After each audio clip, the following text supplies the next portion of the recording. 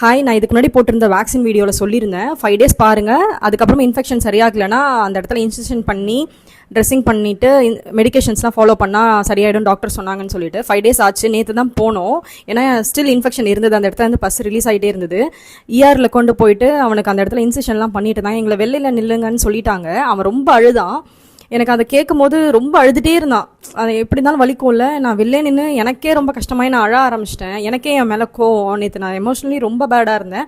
அதனால தான் நேற்றே என்னால் இந்த வீடியோவை போட முடியல. ஆக்சுவலி டாக்டர் என்ன சொன்னாங்கன்னா, அதுக்கு வந்துட்டு ரீசன் வந்துட்டு என்கிட்ட கேட்டாங்க, சரி இன்ஜெக்ஷன் போடுறதுக்கு முன்னாடி அந்த இடத்த டிஸ்இன்ஃபெக்ட் பண்ணாங்களா அப்படின்னு கேட்டாங்க. எனக்கு அப்போ தான் ஞாபகமே வரல.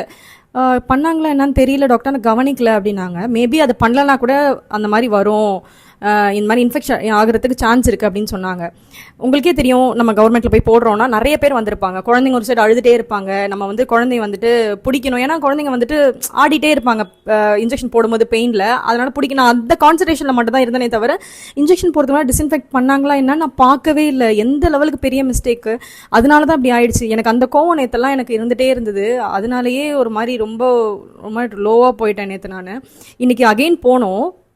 நேற்று என்ன சொன்னாங்கன்னா, சின்னதாக இன்ஜெக்ஷன் பண்ணியிருக்கேன்னு சொன்னாங்க. நான் பார்க்கல, அதனால எனக்கு தெரியல. இன்றைக்கி அந்த ட்ரெஸ்ஸிங்கை ரிமூவ் பண்ணிட்டு அகெயின் பண்ணும்போது தான் நான் நேரில் இருந்து பார்த்தேன்.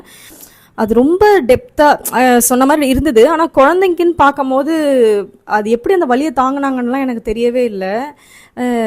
இதை என்னால் எப்படி ஃபேஸ் பண்ணுறதுன்னு தெரியல. ரொம்ப கஷ்டமாக இருந்துச்சு. அவாய்ட் பண்ணியிருக்க வேண்டிய சிச்சுவேஷன் இந்த லெவலுக்கு நான் கொண்டு வந்துட்டேனேன்னு சொல்லிட்டு. அதனால் எனக்கு இது சொல்லவும் ஒரு மாதிரி தான் இருக்குது. முடிஞ்சால் ப்ரைவேட்டில் போட்டுருங்க. அப்படி இல்லை என்னால் முடியாது, கவர்மெண்ட்டில் தான் போடுறேன் அப்படின்னா என்ன மாதிரி மிஸ்டேக் பண்ணாமல் பொறுமையாக சொல்லி என்ன இருந்தாலும் டவுட் கேட்டுட்டு அங்கேயே நின்று டிஸ்இன்ஃபெக்ட் பண்ணுறாங்களா, ப்ராப்பராக இன்ஜெக்ஷன் போடுறாங்களா, என்ன எல்லாத்தையும் பார்த்துட்டு அப்புறம் அந்த இடத்த விட்டு வாங்க. நீங்கள் ஏதாவது ஆல்ரெடி சொன்ன மாதிரி ஏதாவது அந்த இடத்துல பார்க்குறீங்கன்னா இமீடியட்டாக டாக்டர் கிட்ட கூட்டிகிட்டு போயிடுங்க. நம்மளால் தாங்க முடியும். இந்த பெயினெல்லாம் குழந்தைங்களால தாங்க முடியாது. ஏன்னா நான் அவன் அழுததை நான் பார்த்தேன். இது நடக்காமல் இருக்கணும்னா நம்ம தான் கவனமாக இருக்கணும். ஸோ நீங்களும் கவனமாக இருங்க. தேங்க்யூ.